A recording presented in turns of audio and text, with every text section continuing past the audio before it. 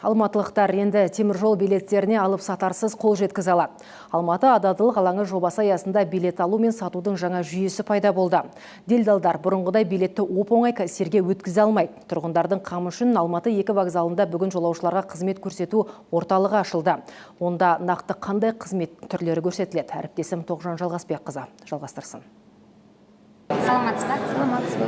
Менің атым Гүлмира, сізге қандай қызмет көрсете аламын? Темір жол жолаушылары бұл орталықта 3 түрлі қызмет ала алады. Ол касса, анықтамалық қызмет және өз өтініштері мен шағымдарын қалдыратын орын. Мұнда жүгінуіңізге байланысты мәселелеріңізді шешіп, кез келген сұрағыңызға қатысты кеңес береді. Мәселен, купеңіз лас не болмаса темір жол қызметкері дөрекілік көрсетсе, осында келіп шағымдана аласыз. Аймақтарға жиі сапарлайтын Динара Ескендірова үшін осы 3 қызметтің де маңызы зор. Ең басысы перроннан шыққанда билет болмай қалама деп алаңдамайтын болдым дейді. Темір жол қызметін пайдаланып жүргеніме біраз уақыт болды. Бүгін осындай орталық ашылды дегеннен кейін осы орталыққа келіп билет алдым.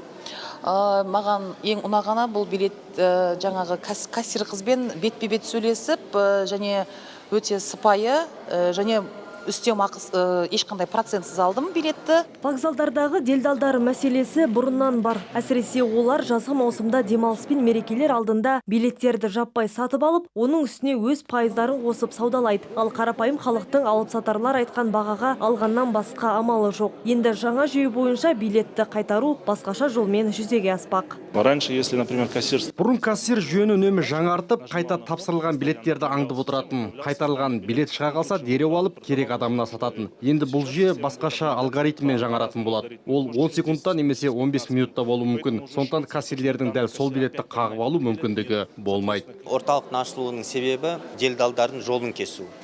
Екіншіден, халыққа қызметті кедергісіз көрсету. Делдалдардың жолын кесу бұл деген халықтың сенімін осы мемлекеттік мекеме артырады. Орталық күн сайын және тәулік бойы жұмыс істейді. Егер бұл жоба өз тиімділігін көрсетсе, оны басқа аймақтарға да енгізу жоспарланып отыр. Қазір қалалық жолаушылар тасымалы қызмет ететін 115 бағыт бар. Олар жыл сайын 15 миллиондай жолаушы тасымалдайды. Тоғжан Жалғасбекқызы, Мұрат Тайжан, Алматы телеарнасы.